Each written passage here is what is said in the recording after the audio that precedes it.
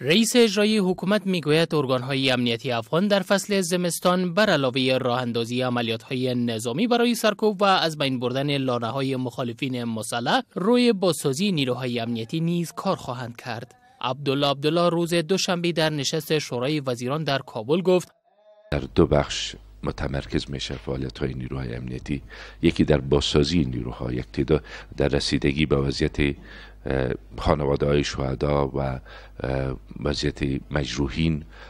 و جلب و جذب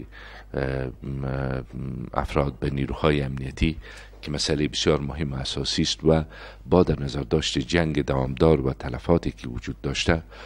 توجه خاص مقامات امنیتی در این رابطه ضرور است. و در قدم دوم هدف گرفتن نقاط اصلی و مرکزی که از جهت طالب‌ها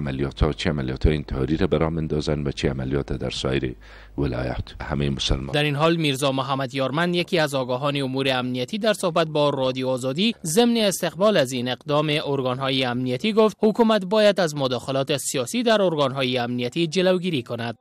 در این حال ولسی جرگه افغانستان از نیروهای امنیتی افغان می‌خواهد تا با استفاده از فرصت 3 ماهه زمستان استراتژی دقیق را طرح کند که پاسخگوی نگرانی‌های مردم نسبت به گروه داعش و دیگر مخالفان مسلح در کشور باشد.